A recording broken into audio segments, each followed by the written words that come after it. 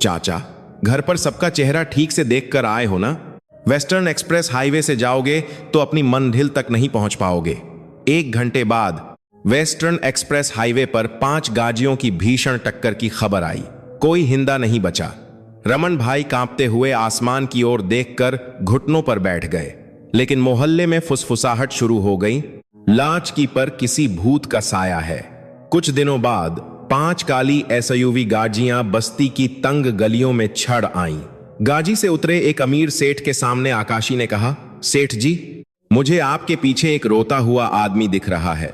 पल भर में सेठ का चेहरा सफेद पड़ गया। आखिर 3 साल पहले उस रात को ऐसा क्या हुआ था और आकाशी के सामने खुलने वाला चौंकाने वाला सच क्या था? कहानी शुरू होने से पहले सब्सक्राइब और लाइक करके हमारा साथ दें। दोपहर की आरती के लिए पुराने मंदिर की घंटी की आवाज चांदनी टेकरी नाम की उस पहाड़ी बस्ती में धीरे धीरे गूंज रही थी। पार्वती के ढाबे के सामने लोग एक एक करके इकट्ठा होने लगे थे।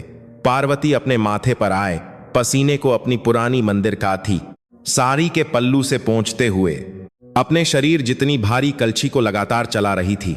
उसकी उंगलियों में अपने परिवार को बचाने के लिए दशकों से सही गई मेहनत की कठोरता और अनुभव की गहराई बसी हुई थी। कुछ देर बाद पास की कंस्ट्रक्शन साइट से दोपहर का खाना खाने आए मादूर धूल से स्नेह अपने कपों में झुंड बनाकर अंदर आए। बस्ती के बूढ़े लोग भी अपनी पुरानी लाठी टेकते हुए या एक दूसरे का सहारा लेते हुए अपनी जानी पहचानी जगह पर बैठ गए। छोटा सा ढाबा जल्द ही लोगों से खचाखच भर गया। पैर रखने की भी जगह नहीं बची थी। यही उस गरीब लेकिन हिंदा दिल बस्ती की आसियत थी। मजदूर एक दूसरे से भद्दे मजाक कर रहे थे और गालियों से भरी बातें भी इस ढाबे में रोजमर्रा की बात थी। उस शोर शराबे के बीच हैरानी की बात थी कि सिर्फ 10 साल की एक लड़की अपने छोटे से शरीर से बजी थाली को दोनों हाथों में उठाकर मेजों के बीच से फुर्ती से निकल रही थी। वो आकाशी थी। आकाशी एक ते गिलहरी की तरह हरकत कर रही थी। बजों के लिए भी मुश्किल गर्म गर्म दाल की कटोरियां परोसते हुए या एक साथ कई ऑर्डर आने पर भी उसके चेहरे पर घबराहट का कोई निशान नहीं था। टेबल नंबर 3 पर दाल रोटी बस। टेबल नंबर 5 पर 2 चाय। एक बच्ची की आवाज पर यकीन करना मुश्किल था, लेकिन उसकी सांझ और बुलंद आवाज रसोई के अंदर तक गूंज रही थी। पार्वती ने कलछी चलाना बंद नहीं किया, बस अपनी पोती की ओर एक नजर देखकर सिर हिलाया, जैसे कह रही हो समझ गई। कोने की मेह पर बैठे एक पुराने ग्राहक रमन भाई अपनी थाली खत्म करके वहां से गुड़ती आकाशी को रोककर बोले, अरे वाह, हमारी आकाशी तो बड़ी हो गई। स्कूल से आ गई क्या? इतनी फुर्तीली है, पक्की दुकान वाली बन गई है। यह कहकर उन्होंने अपने बंग बन बान और खुरदुरे हाथ से आकाशी का सिर सहलाया। आकाशी ने रमन भाई की ओर देखकर मासूमियत से मुस्कुराते हुए जवाब दिया, हाँ चाचा, आप खाइए, आज अचार बहुत अच्छा बना है। उसकी मुस्कान में एक प्यारी 10 साल की बच्ची की मासूमियत थी, लेकिन अगर कोई उसकी मुस्कान के पीछे छिपी आंखों में गौर से देखता तो उसे एक बच्ची के लिए अस्वाभाविक, गहरी और ठंडी उदासी नजर आती, जैसे कि उसने दुनिया के सारे बोझ और राह बहुत जल्दी जान लिए हों। यह वैसी ही दुख भरी आंखें थीं। आकाशी मेहमानों के खाली पानी के गिलास को तुरंत पहचान लेती और बिजली की गति से जाकर उन्हें भर देती थी। जिस मेज पर अचार खत्म हो जाता उसे भी वह ऐसे पहचान लेती जैसे उसके पास कोई रडार लगा हो। अचार की प्लेट ले जाना, पापा देना और खाली बर्तन उठाना, उसकी फुर्ती देखकर ग्राहक भी हैरान रह जाते थे। यह दिन का सबसे व्यस्त समय था। तभी धाम की तेम आवाज के साथ ढाबे का दरवाजा जोर से खुला। अंदर 3 खूंखार दिखने वाले आदमी घुसे। उनके चेहरे दिन में ही पी हुई शराब से लाल हो रहे थे और उनके कदम ललखचा रहे थे। ढाबे में फैली दाल की सौंधी खुशबू के बीच शराब की तीखी बदबू फैल गई। वे आदमी अंदर आते ही वोर भोर से चिल्लाने लगे। रसोई में दाल निकाल रही पार्वती की आंखें गुस्से से चमक उठीं। ए छोकरी, पानी लेकर आ। इतनी सुस्त क्यों है? उनके सरदार जैसे दिखने वाले आदमी ने चिल्लाया। पार्वती तुरंत बाहर जाना चाहती थी, लेकिन 3-4 कटोरियां एक साथ उबलने वाली थीं। वह हिल भी नहीं सकती थी। आकाशी पानी की बोतल लेकर उन आदमियों के पास गई। उसने टक की आवाज के साथ बोतल मेज पर रखी। उसी पल सरदार ने बिजली की तेजी से अपना हाथ बढ़ाया और आकाशी की पतली कलाई पकड़ ली। ए सुना है तू इस मोहल्ले में बड़ी मशहूर है। उस आदमी ने अपने पीले दांत दिखाते हुए हंसा। उसकी हंसी में शराब की बदबू के साथ एक घिनौनी नीयत भी थी। कहते हैं तुझ पर भूत प्रेत का साया है। क्या तू बता सकती है कि मेरी जेब में क्या है? उसके साथी होर होर से हंसने लगे। उनकी हंसी छोटे से ढाबे में गूंजने लगी। खाना खा रहे ग्राहकों के चम्मच एक साथ रुक गए। ढाबे का माहौल पल भर में सर्द हो गया, लेकिन कोई भी आगे नहीं आया। उन आदमियों के चौहे, कंधे और खूंखार चेहरे देखकर ग्राहक डर गए थे कि कहीं बीच में पटने पर उन्हें कोई नुकसान न हो जाए। बमों की कायर चुप्पी ने बच्ची को घेर लिया, लेकिन आकाशी ने अपनी पगजी हुई कलाई छुआने की कोशिश नहीं की। न ही वह रोई, बल्कि उसने उस आदमी की लाल आंखों में सीधे और बहुत गहराई से देखा। एक 10 साल की बच्ची से उम्मीद के बिल्कुल परे एक ठंडी और शांत आवाज निकली, चाचा, आपकी जेब में क्या है? यह तो मुझे नहीं पता। आदमी की हंसी रुक गई। बच्ची का शांत रवैया उसकी उम्मीद के खिलाफ था। आकाशी ने दूसरे हाथ से अचार की प्लेट में पर टक से रखी और फिर उस आदमी की आंखों में घूरते हुए लापरवाही से कहा, कल जुए में जो पैसे हारे थे वो आपकी पत्नी के ऑपरेशन के थे, है ना? एक पल के लिए लगा जैसे पूरा ढाबा थम गया हो। उस आदमी का लाल चेहरा पल भर में राख जैसा हो गया, जैसे उसका सारा नशा एक झटके में उतर गया हो। उसकी आंखों की पुतलियां बुरी तरह कांपने लगीं। आकाशी की कलाई पखे हुए उसका हाथ ढीला पाक कर नीचे गिर गया। यह सिर्फ एक राह नहीं था, यह अपनी पत्नी की जिंदगी को दांव पर लगाने का एक भयानक अपराध बोध था, जिसे वह दफना देना चाहता था। भाई, यह क्या कह रही है? क्या तुमने भाभी के ऑपरेशन के पैसों को हाथ लगाया? साथ आए दोस्त उस आदमी से सवाल करने लगे। जो चेहरे अभी तक हंस रहे थे वे अब ठंडे पड़ चुके थे। आकाशी एक कदम और आगे बढ़ी।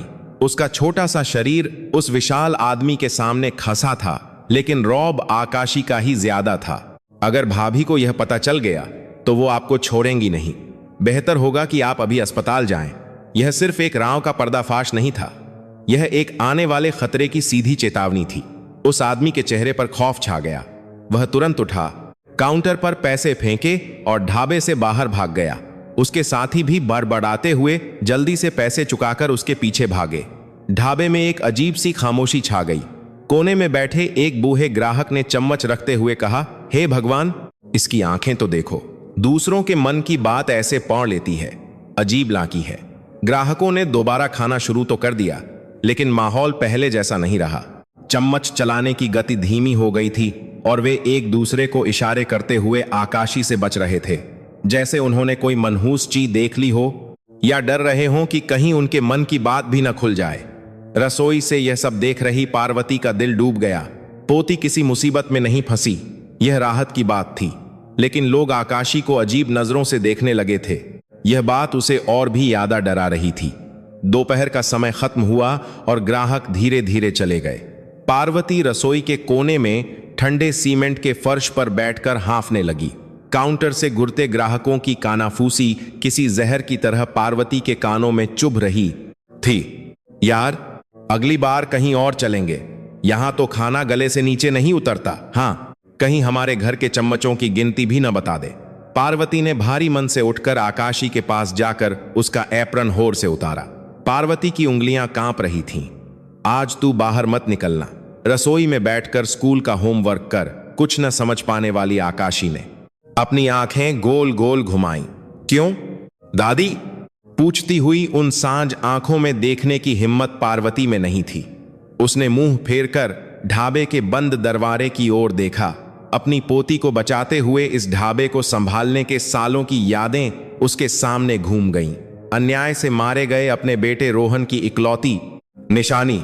उस बच्ची को एक आम जिंदगी देना ही पार्वती की जिंदगी का एकमात्र मकसद था। लेकिन आज पार्वती के मन में पहली बार एक गहरा डर बैठ गया था। आकाशी की यह शक्ति इस बच्ची को बचाने वाली ढाल बनेगी या उसे और बड़े खतरे में धकेलने वाली तलवार, यह अभी कोई नहीं जानता था। कुछ दिनों बाद बारिश की एक अंधेरी शाम थी। चांदनी टेकरी पर पार्वती का ढाबा ग्राहकों के बिना सूना पड़ा था। छत से टपकती बारिश की बूंदों की आवाज भी दुकान में गूंज रही थी। खिड़की से टकराती बारिश की बूंदें शीशे पर धारियां बना रही थीं और बाहर की शाम दुनिया धुंधली होती जा रही थी। चूल्हा भी जल्दी बंद कर दिया गया था। ऐसे खराब मौसम में पहाड़ ही पर चढ़कर कोई ग्राहक नहीं आने वाला था। पार्वती खाली ढाबे को देखकर गहरी सांस ले रही थी। ऐसे दिनों में दुकान जल्दी बंद कर देना ही बेहतर था। आकाशी कोने की मेम पर बैठकर अपना होमवर्क कर रही। कॉपी पर पेंसिल चलने की सर की आवाज बारिश की आवाज के बीच हल्की हल्की सुनाई दे रही थी। तभी दरवाजा चरमराते हुए खुला और बारिश में पूरी तरह भीगा हुआ एक आदमी अंदर आया। यह उनका पुराना ग्राहक ट्रक ड्राइवर रमन भाई था। वह दिन भर डिलीवरी करके आया था। उसकी बनियान बारिश के पानी से भीगकर भारी हो गई थी और जूतों से पानी टपक रहा था, जिससे फर्श पर एक छोटा सा तालाब बन गया था। अरे रमन भाई, इस बारिश में बही मेहनत कर रहे हो? पार्वती ने एक सूखा तौलिया देते हुए उसका स्वागत किया। रमन भाई ने अपने गीले बालों को पोंछते हुए अपनी जानी पहचानी जगह पर बैठ गया। पार्वती, अम्मा, एक थाली लगा दो, आज की आखिरी डिलीवरी है। भूख से जान निकल रही है। गर्मागर्म खाना आते ही रमन भाई ने उसे फटाफट खत्म कर दिया। दाल की आखिरी बूंद तक चाटने के बाद वह पेट सहलाते हुए उठा। आह, मजा आ गया, अब घर जाकर आराम करूंगा। रमन भाई पैसे चुकाकर अपना छाता खोलने ही वाला था, तभी कोने में चुपचाप होमवर्क कर रही आकाशी ने अचानक अपनी पेंसिल गिरा दी। पेंसिल के फर्श पर लूकने की आवाज कुछ ज्यादा ही तेज सुनाई दी। आकाशी को अचानक अपने सीने में एक तेज चुभन महसूस हुई और उसकी सांस रुक गई। बारिश की आवाज दूर होती जा रही थी और उसके कान सुन्न हो गए थे। आकाशी तुरंत उठी और रमन भाई के पास भागी। उसने दोनों हाथों से रमन भाई का पैंट कसकर पक्कान लिया। आकाशी, क्या हुआ बेटा? चाचा को देर हो रही है, रमन भाई ने घबराकर मुस्कुराते हुए कहा। उसने सोचा कि वह मजाक कर रही है और उसे धीरे से हटाने की कोशिश की, लेकिन आकाशी ने नहीं छोड़ा। बच्ची के हाथ में इतनी ताकत थी कि उसकी उंगलियों के पोर सफेद पोर गए थे। यह उसका रो का बर्ताव नहीं था। रमन भाई ने आकाशी के चेहरे की ओर देखा। उसी पल उसकी मुस्कान गायब हो गई। आकाशी की आंखों की पुतलियां काली और गहरी हो गई थीं, जैसे वह किसी गहरे कुएं में झांक रहा हो, वैसी ठंडी आंखें थीं। मत जाइए, आकाशी की आवाज कांप रही थी। आज पश्चिम की तरफ मत जाइएगा, आप वापस नहीं आएंगे। पल भर के लिए रमन भाई की री में सिहरन दौड़ गई। छोटे से ढाबे की हवा अचानक ठंडी महसूस होने लगी, लेकिन उसने इसे मजाक में टालने की कोशिश की। अरे, बच्ची होकर ऐसी बातें नहीं करते, चाचा को डराओ मत। रसोई में मौजूद पार्वती दौड़कर बाहर आई। हाथ में लगा पानी पोंछे बिना उसने आकाशी के कंधे पकड़कर उसे बर्दस्ती अलग किया। माम करना रमन भाई, लगता है बच्ची की नींद पूरी नहीं हुई है, पता नहीं क्या बकवास कर रही है। पार्वती बार बार झुककर माफी मांग रही थी। रमन भाई ने एक झूठी मुस्कान के साथ ढाबा छोड़ दिया। वह बारिश में खाए अपने ट्रक की ओर गया और ड्राइवर की सीट पर बैठ गया। उसने इंजन स्टार्ट किया, लेकिन जो इंजन हमेशा ठीक रहता था वह आज फुद फुद करके अजीब आवाज करने लगा। रमन भाई ने माथे पर बल डालकर सोचा। तभी उसे साइड मिरर में कुछ दिखा। ढाबे की खिड़की के पार से उसे घूरती हुई आकाशी की ठंडी आंखें। बारिश के पानी से धुंधली खिड़की पर उसकी विकृत आंखें देखकर उसके पूरे शरीर में रोंगटे खाए हो गए। धत्त तेरी की, बड़ा अजीब लग रहा है। रमन भाई ने गाली देते हुए स्टीयरिंग घुमाया। उसने हमेशा की तरह वेस्टर्न एक्सप्रेस हाईवे के बजाय 30 मिनट ज्यादा लगने वाले घुमावदार रास्ते को चुना। यह एक ऐसा फैसला था जैसे उस पर किसी का साया हो। ढाबे के अंदर पार्वती आकाशी को डांटते हुए बचे हुए बर्तन धो रही थी। कोने में रखे पुराने टीवी पर शाम की खबरें चल रही थीं। मौसम रिपोर्टर बता रहा था कि कल भी बारिश जारी रहेगी। तभी न्यू एंकर की घबराई हुई आवाज अचानक गूंजी। Breaking new, western express highway के एंट्री पॉइंट पर बारिश के कारण 5 गाड़ियों की भीषण टक्कर हो गई है। आग लगने से कई लोगों के हताहत होने की आशंका है। टीवी स्क्रीन से सिर्फ आवाज आ रही थी, लेकिन ढाबे का समय जैसे थम गया था। पार्वती के हाथ से बर्तन फिसल गया। छन्न की आवाज के साथ प्लेट टुकचे टुकचे हो गई, लेकिन पार्वती हिली भी नहीं। वह बस टीवी स्क्रीन को घूर रही थी। स्क्रीन पर काला धुआं और लाल लपटें उठ रही थीं। बारिश के बावजूद फायर ब्रिगेड की गाड़ियों के सायरन की आवाज गूंज रही थी। बचाव कर्मी स्ट्रेचर लेकर दौड़ रहे थे और जली हुई गाड़ियां एक दूसरे में फंसी हुई थीं। यह किसी नरक जैसा दृश्य था। एंकर की आवाज एक गूंज की तरह सुनाई दे रही थी। पार्वती की आंखों के सामने 3 साल पहले की वह रात आ गई। तेम बारिश की आवाज, मुर्दा घर की ठंडी हवा और मिट्टी से सने अपने बेटे का ठंडा हाथ। एक्सीडेंट हो गया है रोहन जी का। कानों में गूंजती उस आवाज से पार्वती के पैरों की जान निकल गई। उसने सिंक पककर खुद को संभाला। उसका दिल सिर्फ धड़का नहीं था, बल्कि जैसे किसी ने उसे मुट्ठी में भींच लिया हो। लगभग 1 घंटे बाद ढाबे का दरवाजा भोर से खुला। भागते हुए अंदर आने वाला शख्स रमन भाई था। बारिश में चूहे की तरह भीगा हुआ वह ढाबे के फर्श पर धड़ाम से बैठ गया। आकाशी ने मुझे बचाया। रमन भाई की आवाज ढाबे में गूंज रही थी। वह घिसटते हुए आकाशी के पास गया और उसके छोटे से हाथ को अपने दोनों हाथों में कसकर पकड़ लिया और वह बार बार अपना सिर झुकाने लगा। उसकी आंखें आंसुओं से भरी हुई थीं। अगर मैं उस हाईवे से गया होता तो आज मैं एक लाश होता। आकाशी ने मुझे बचाया है। उस दृश्य को ढाबे में मौजूद कुछ मोहल्ले वालों ने देखा। उनकी आंखें फटी की फटी रह गईं। वे मुंह खोले बस एक दूसरे का चेहरा देख रहे थे। उस रात यह कहानी बारिश की बूंदों के साथ फैल गई। एक घर से दूसरे घर, एक गली से दूसरी गली, हर बार कहानी में कुछ नया जुड़ जाता था। पूरी बस्ती में हलचल मच गई। ढाबे के बाहर फुसफुसाहट की आवाजें आ रही थीं। लोग खिड़की से अंदर झांक रहे थे। उन आंखों को देखकर पार्वती को अचानक एहसास हुआ। यह वही नजरिया था जिसने उसके बेटे रोहन की जान ले ली थी। दुनिया की दिलचस्पी। पार्वती ने जल्दी से शटर गिरा दिया। उसने दरवाजा बंद किया और आकाशी की कलाई पकाकर उसे होर से खींचा। कमरे में जाकर पार्वती ने अलमारी के ऊपर से धूल जमी हुई एक पतली छई निकाली। छटाक, छई आकाशी की पिंडली पर पजी। उसी पल छई पखे पार्वती के हाथ में भी दर्द हुआ। मारने वाले का हाथ ज्यादा दुख रहा था और पार्वती का चेहरा बिगड़ गया। कुछ और बार हवा में छई घुमाने के बाद पार्वती ने छाई फेंक दी और चीख पड़ी। मैंने कहा था ना कि अपना मुंह बंद रखना।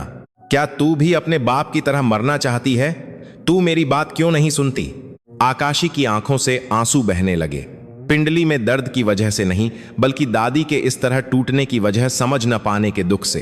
पार्वती वहीं बैठकर सिसकने लगी। उसके झुके हुए कंधे कांप रहे थे। अगर इस मोहल्ले में यह बात फैल गई तो वो लोग हमें ढूंढ लेंगे। प्लीज बस दूसरों की तरह जी ले, प्लीज। आकाशी रोती हुई अपनी दादी के पीछे धीरे से गई और उसने अपने छोटे हाथों से उनके कांपते कंधों को गले लगा लिया। उस पल आकाशी को पहली बार एहसास हुआ उसकी यह शक्ति कोई वरदान नहीं, बल्कि एक श्राप थी। रात भर बारिश नहीं रुकी। पार्वती सोती हुई आकाशी के सिरहाने बैठकर पूरी रात बस आहें भरती रही। बच्ची के शांत चेहरे को देखते हुए पार्वती की आंखों से सूखे आंसू बह रहे थे। अगले दिन सुबह हुई। पार्वती ने दुकान का दरवाजा खोला तो सामने कुछ रखा हुआ था। कुछ मुथे तुथे नोट, कैंडी का एक पैकेट और प्रसाद का एक टुकना, जैसे किसी मझार पर छछावा छाया गया हो। पार्वती का चेहरा पीला पा गया। उसने एक बाल्टी में पानी भरा और उन सब चीजों को बहा दिया और स्कूल जाने की तैयारी कर रही आकाशी को सख्ती से हिदायत दी। स्कूल के बाद कहीं और मत जाना, सीधे घर आना। कोई बात करे तो बिल्कुल जवाब मत देना। आकाशी ने सिर हिलाया, लेकिन पानी अब सिर से ऊपर जा चुका था। बस्ती की छोटी देवी की अफवाह पार्वती की चाहत के बावजूद पहाड़ी के उस पार दूर दूर तक फैल रही थी। गहरी रात थी जब सब सो चुके थे। बारिश अब थम चुकी थी, लेकिन पार्वती की आंखें बस छत को घूर रही थीं। अंधेरे में सिर्फ घड़ी की टिक टिक की आवाज गूंज रही थी। बगल के कमरे से आकाशी की धीमी सांसों की आवाज आ रही थी। बच्ची के गहरी नींद में होने की पुष्टि करने के बाद पार्वती धीरे से उठी। वह चरमराते फर्श से बचते हुए दबे पांव दुकान के पीछे वाले गोदाम की ओर गई। नम हवा ने उसकी नाक में चुभन पैदा की। पुरानी धूल और सीलन की मिली जुली गंध से उसका गला सूख रहा था। सीलन भरी दीवार के सहारे पार्वती ने चावल के एक भारी ड्रम को मुश्किल से खींचा। उसकी कमर में मोच आने वाली थी, लेकिन उसने परवाह नहीं की। उसने ड्रम के नीचे की हमीन को अपनी उंगलियों से टटोला। चावल के दानों के बीच उसकी उंगलियों को कुछ महसूस हुआ। एक काली प्लास्टिक की थैली। कांपते हाथों से उसने थैली खोली। अंदर से 3 साल पहले गुजर चुके उसके बेटे रोहन की तस्वीर निकली। तस्वीर में उसका बेटा मुस्कुरा रहा था। 40 साल की उम्र में, काम करने की उम्र में। वह दुनिया छोड़ गया था। मिट्टी से सना और बारिश में फीका पचा एक पुराना हेलमेट भी साथ में था। पार्वती ने तस्वीर को अपने सीने से लगा लिया। तस्वीर में बेटे के ठंडे चेहरे को अपनी उंगलियों से सहलाते हुए उसने अपने होंठ काट लिए। उसने छत से देसी दारू की एक बोतल निकाली और एक गिलास में डाली। उसे तस्वीर के सामने सावधानी से रख दिया। शराब की तीखी गंध उसकी नाक में चुभी। रोहन, तेरी मां आई है। पार्वती की आवा भर्रा गई। 3 साल पुरानी यादें लहरों की तरह उमड़ पीं। उस दिन भी बारिश हो रही थी। ईमानदारी के लिए मशहूर साइट सुपरवाइजर रोहन काम खत्म होने के काफी देर बाद घर आया था। उसका पूरा शरीर मिट्टी से सना हुआ था। उसके कपों पर सीमेंट की धूल जमी थी और हेलमेट एक तरफ से पिचका हुआ था। रोहन बिना कुछ कहे खाने की मेज पर बैठ गया और दोनों हाथों से अपना सिर पकान लिया। उसका माथा धाम से मेज पर टकराया। उसके कंधे कांप रहे थे। पार्वती घबराकर अपने बेटे के पास भागी। रोहन, क्या हुआ? कोई बात है क्या? रोहन ने सिर उठाया। उसकी लाल आंखों में आंसू भरे हुए थे। उसने पार्वती का हाथ कसकर पकड़ लिया। उसका हाथ बर्फ की तरह ठंडा था। मां, अगर यह इमारत ऐसे ही बनी तो सब मर जाएंगे। मटेरियल बहुत ज्यादा चुराया गया है। सरिया और सीमेंट आधा ही इस्तेमाल हुआ है। इसे रोकना होगा। पार्वती ने बेटे का हाथ थाम लिया। उसे चिंता तो हुई, लेकिन बचपन से ही नेक और हिद्दी बेटे पर उसे भरोसा था। ठीक है, जैसा तू ठीक समझे वैसा कर। बस खाना समय पर खा लेना। पार्वती ने अपने बेटे की झुकी हुई पीठ को थपथपाया। उसे क्या पता था कि यह आखिरी बार होगा। कुछ दिनों बाद मूसलाधार बारिश की एक रात, रोहन कंपनी के खिलाफ सबूतों से भरा एक लिफाफा लेकर घर से निकला। दरवाजा बंद होने की आवाज आज कुछ ज्यादा ही तेज सुनाई दी थी। पार्वती को किसी अनहोनी की आशंका में नींद नहीं आई। सुबह सुबह फोन की घंटी बजी। एक्सीडेंट हो गया है। रोहन जी का एक्सीडेंट हो गया है। जब पार्वती अस्पताल पहुंची कोरियन आदि तो उसका बेटा एक ठंडी लाश बन चुका था। सफेद चादर से ढके अपने बेटे का चेहरा देखते ही पार्वती के पैर लमका गए, जैसे उसकी दुनिया ही उजड़ गई हो। पुलिस का रवैया बहुत ठंडा था। उन्होंने कुछ तस्वीरें सामने फेंकी और बेमन से कुछ सवाल किए। क्या वह डिप्रेशन में थे?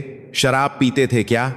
पार्वती कितना भी चीखती रही कि उसका बेटा कंपनी के घोटालों का पर्दाफाश करने वाला था, उसे धमकियां मिल रही थीं, लेकिन किसी ने नहीं सुना। पुलिस ने इसे बारिश में पैर फिसलने से हुई मौत बताकर केस बंद कर दिया। पोस्टमार्टम तक ठीक से नहीं हुआ। अंतिम संस्कार में राठौर कंस्ट्रक्शंस के कुछ लोग आए। उन्होंने अगरबत्ती तक नहीं जलाई। काले सूट पहने एक आदमी ने पैसों का एक लिफाफा अर्थी के सामने फेंक दिया। शराब पीकर गिरने को कंपनी की गलती मत बनाइए। मुआवजा नहीं मिलेगा, इसी से काम चला लीजिए। पार्वती ने वह लिफाफा उठाकर उस आदमी के मुंह पर दे मारा। वह रोते हुए चिल्लाई। तब उस आदमी का चेहरा बिगड़ गया।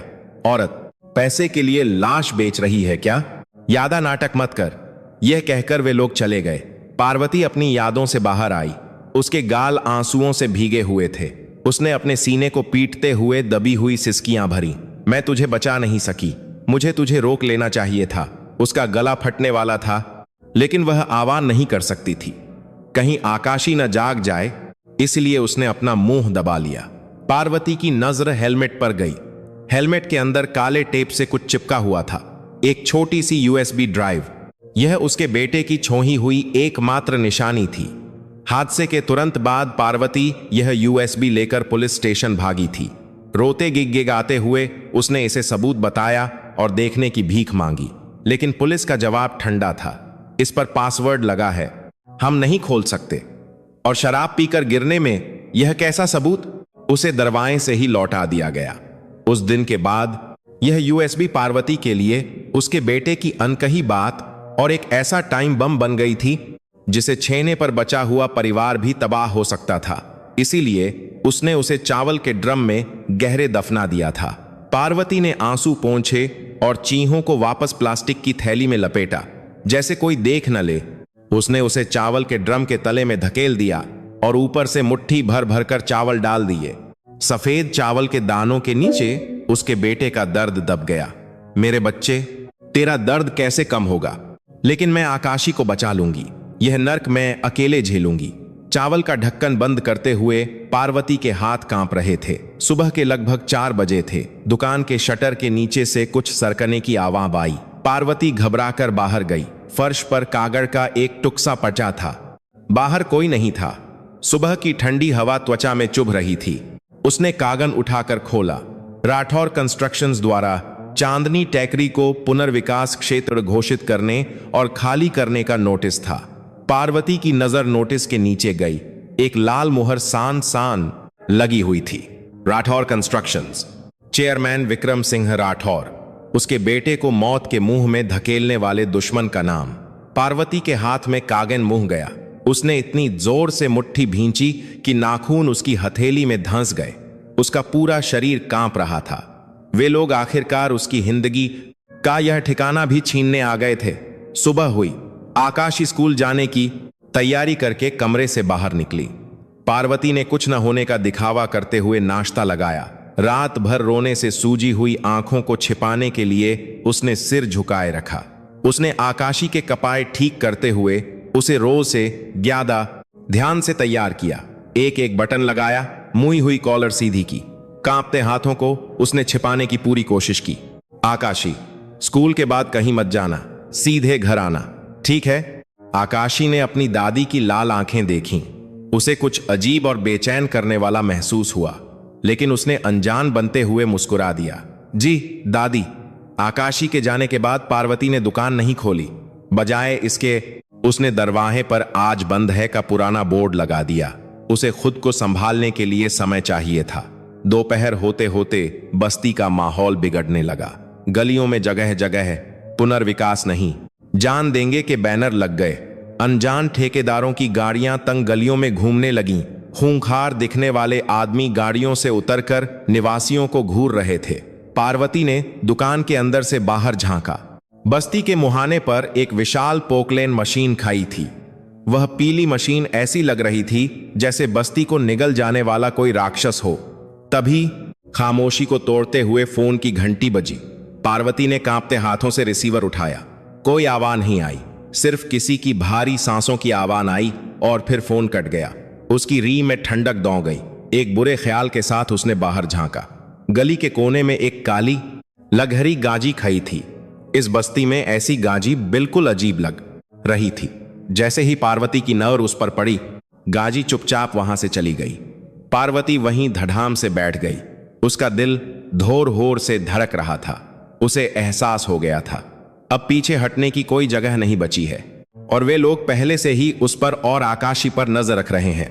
कुछ दिनों बाद शांतिपूर्ण चांदनी टेकरी की गली में भारी इंजनों की आवाज गूंजने लगी। 5 काली लघहरी गाजियां एक कतार में तंग गली को धकेलते हुए ऊपर चल रही थीं। चमकती हुई गाजियां सूरज की रोशनी में आंखें चौंधिया रही थीं। पुरानी झोपड़ियां और दरारों में साथ ही तकने करता है कि आंखें को एक समाजा वाली सीमेंट की दीवारों के सामने यह एक बिल्कुल अलग दुनिया का नशारा था। तंग गली में लग्जरी गाड़ियां जैसे किसी और ही दुनिया से आई हों। मोहल्ले के लोग घबराकर किनारे हटते हुए फुसफुसाने लगे। कपे सुखा रही एक औरत ने काम रोककर उन्हें घूरना शुरू कर दिया। सिगरेट पी रहे एक बूढ़े ने जल्दी से सिर झुका लिया। बच्चे अपनी मां के हाथों से खींचकर घरों के खुड़ करता है साथ ही साथ की जा रहे अंदर ले जाए गए। किसी ने अपनी सांस रोक ली तो कोई जल्दी से अपने घर में छिप गया।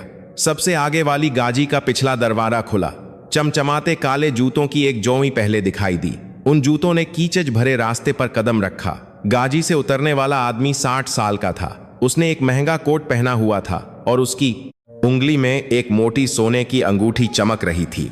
उसकी आंखें ठंडी और घमंडी थीं। यह राठौर कंस्ट्रक्शंस का चेयरमैन विक्रम सिंह राठौर था। राठौर ने अपने जूतों पर खींचा लगते ही घिन से मुंह बना लिया। उसका चेहरा बिगड़ गया और उसने अपने बगल में खाए सेक्रेटरी पर चिल्लाया, अरे गंगा जल लाओ। अब शकुन हो गया। सेक्रेटरी ने हब्जी में अपनी जेब से एक छोटी बोतल निकाली। यह पहले से तैयार किया हुआ गंगा जल था। सेक्रेटरी ने झुककर चेयरमैन के जूतों पर जल्दी से गंगा जल छिका। तब जाकर राठौर के चेहरे पर सुकून आया। राठौर ने एक रुमाल से अपनी नाक ढकी और धीरे धीरे मोहल्ले का जाया लिया। उसने घृणा से मुंह बनाया, हूं, यहां की हवा बहुत भारी है, बदबूदार और भूत प्रेत के रहने लायक जगह। इसे ठीक करना होगा। उसी पल ढाबे के सामने झांचू लगा रही पार्वती ने अपना सिर उठाया। वही आवाज ढाबे के सामने जाबे के सामने कहा, वही चेहरा 3 साल पहले खबरों में देखा गया, वही चेहरा। उसके बेटे के अंतिम संस्कार में सिर्फ एक फूलों का गुलदस्ता भेजकर खुद शक्ल तक न दिखाने वाला आदमी, उसके बेटे को मौत के मुंह में धकेलने वाला दुश्मन विक्रम सिंह राठौर पार्वती का दिल धकना भूल गया। उसके कानों में एक तेज सी की आवाज गूंजने लगी। उसका ब्लड प्रेशर सिर तक चढ़ गया और कनपट्टियां दुखने लगीं।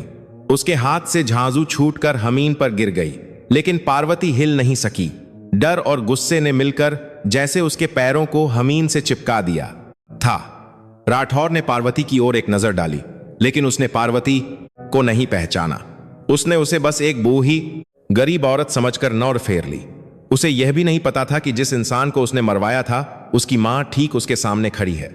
उसके लिए पार्वती उन हजारों लोगों में से एक थी जिन्हें बस वहां से हटाना था। पार्वती को लगा जैसे उसका खून खौल रहा हो। वह तुरंत जाकर उसका गिरेबान पकड़ना चाहती थी, लेकिन उस ताकतवर आदमी के सामने वह कुछ नहीं कर सकती थी। इस बेबसी ने उसे जकट लिया।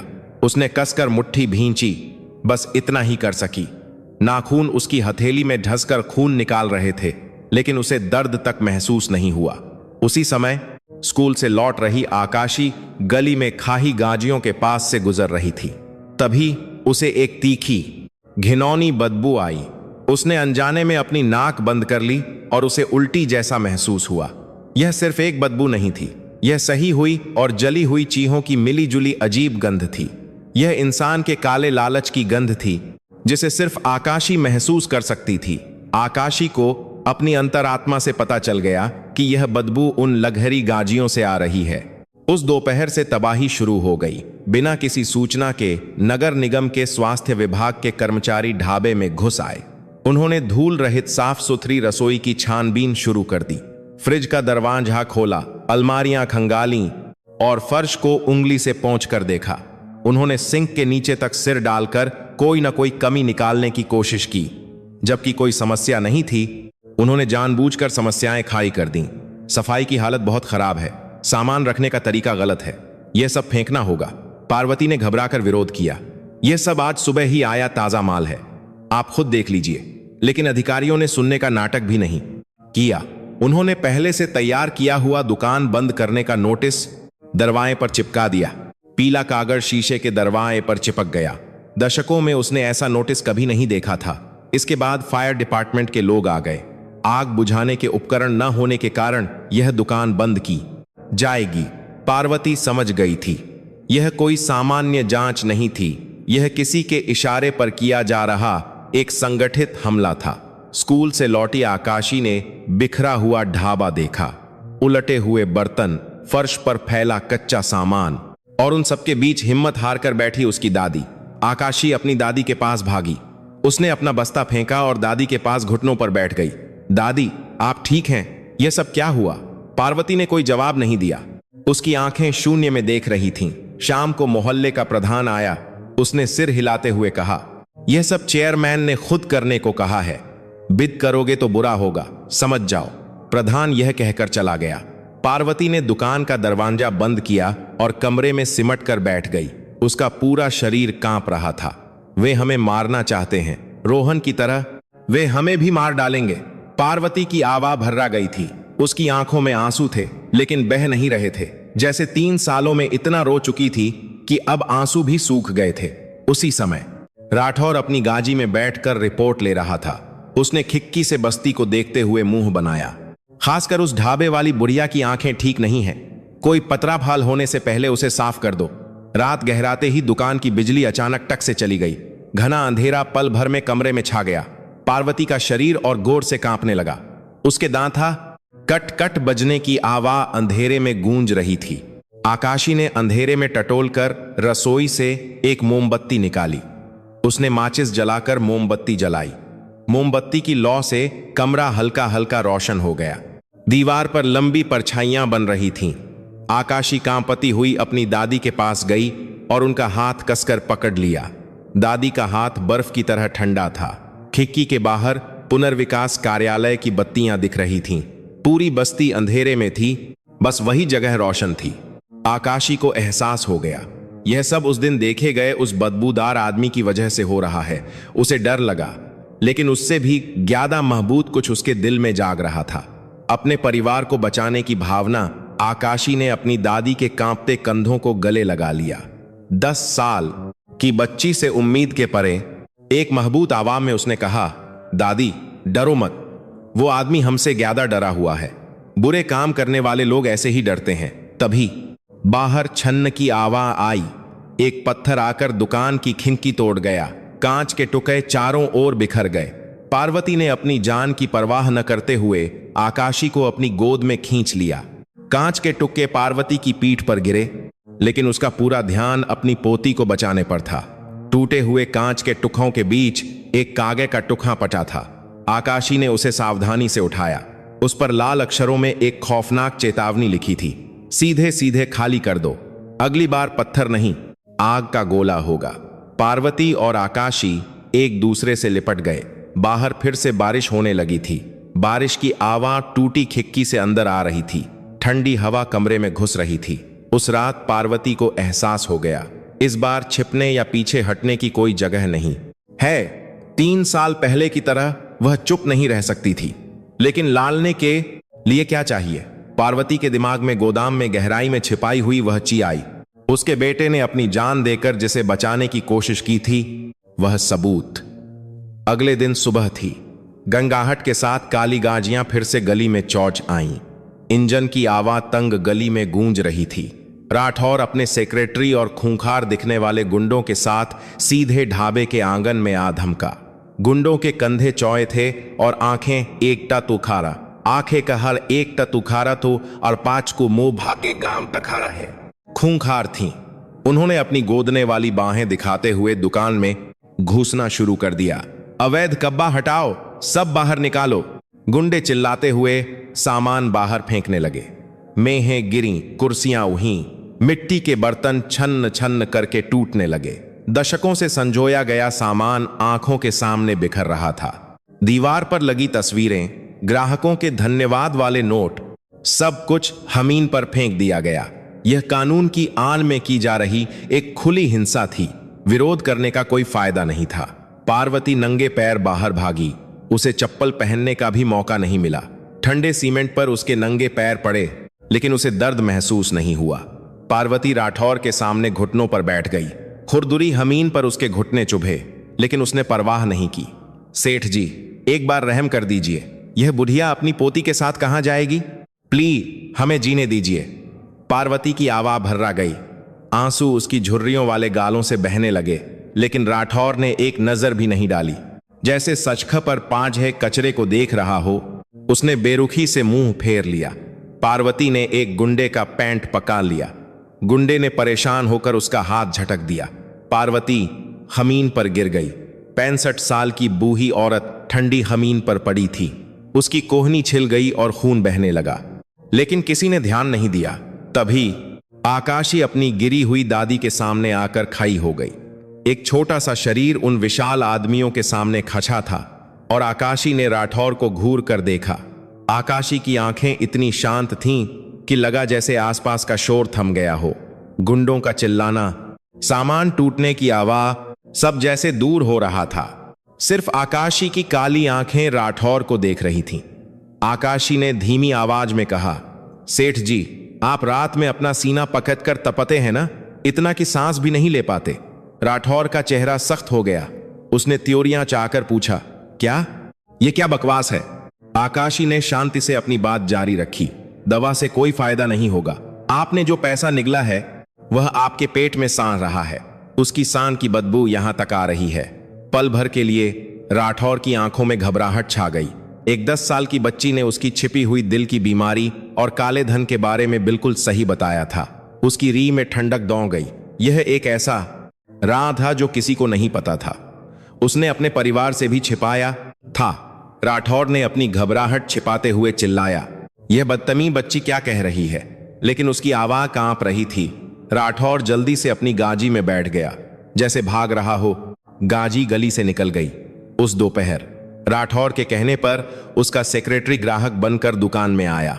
उसे यह पता लगाने का आदेश मिला था कि आकाशी की शक्ति असली है या नहीं। सेक्रेटरी कोने की मेज पर बैठकर खाने का ऑर्डर दिया और वह घूमती हुई आकाशी को धीरे धीरे देखने लगा। बेटा, सुना है तुम पर कोई देवी आती है, तुम लोगों के मन की बात जान लेती हो? सेक्रेटरी ने धीरे से पूछा। आकाशी ने खाने की थाली मेम पर रखते हुए जवाब दिया, चाचा, आपकी जेब में जो दूसरी औरत का धमकी भरा खत है, अगर आपकी पत्नी ने देख लिया तो क्या होगा? सेक्रेटरी का चेहरा पीला पा गया। उसके हाथ से चम्मच खट्टों की आवा के साथ जमीन पर गिर गया। पिछली रात उसकी प्रेमिका से मिले धमकी भरे खत के बारे में इस बच्ची ने बिल्कुल सही बताया था।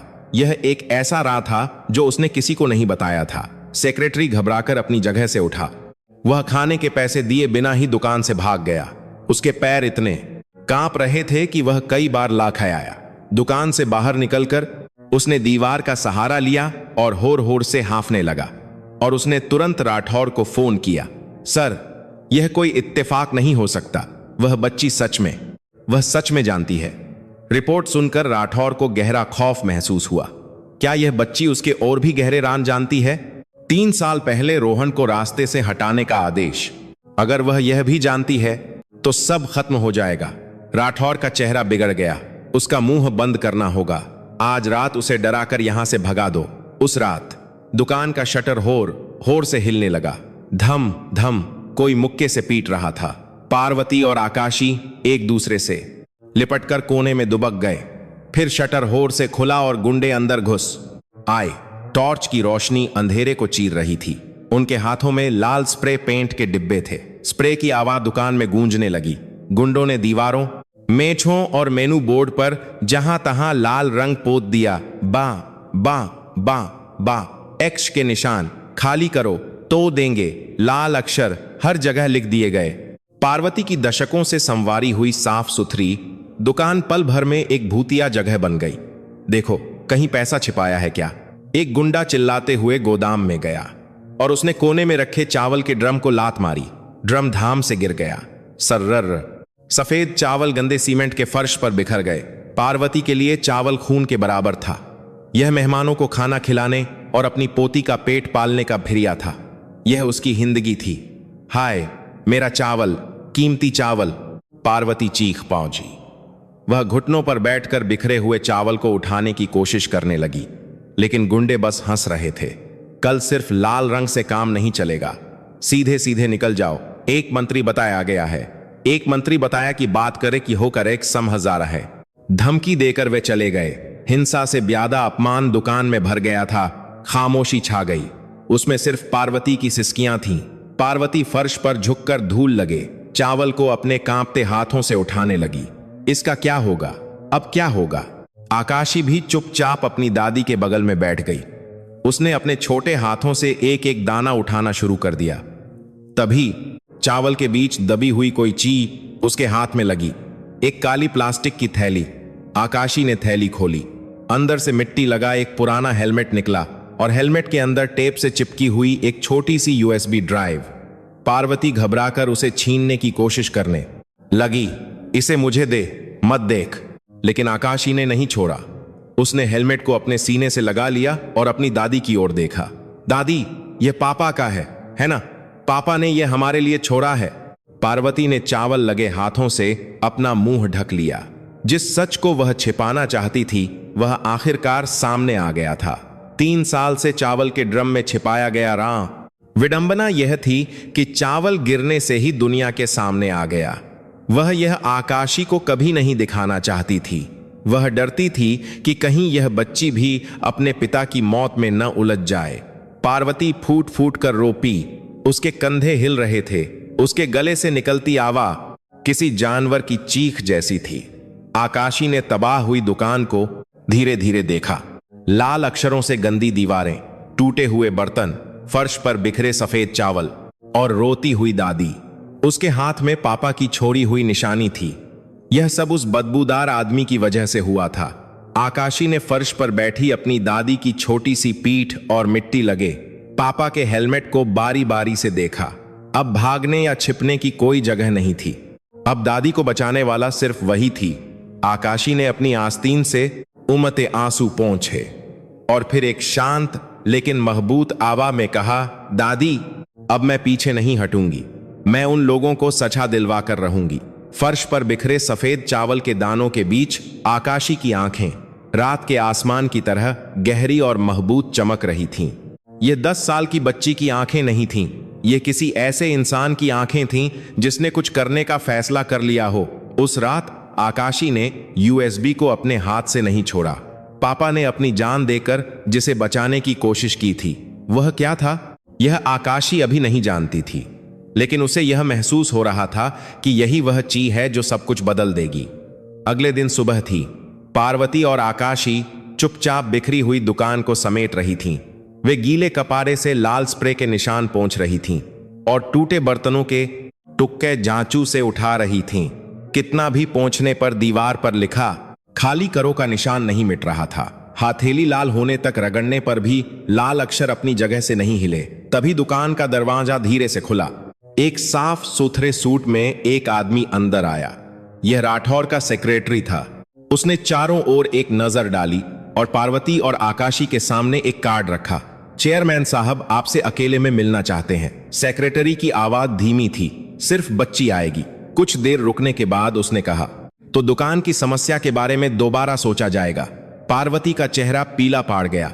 उसके हाथ से कप सा छूटकर कमीन पर गिर गया। पार्वती ने सेक्रेटरी का हाथ पककर गेंगिशाना शुरू कर दिया। नहीं, बिल्कुल नहीं, वह अभी बच्ची है। मेरे जीते जी मैं उसे नहीं भेजूंगी।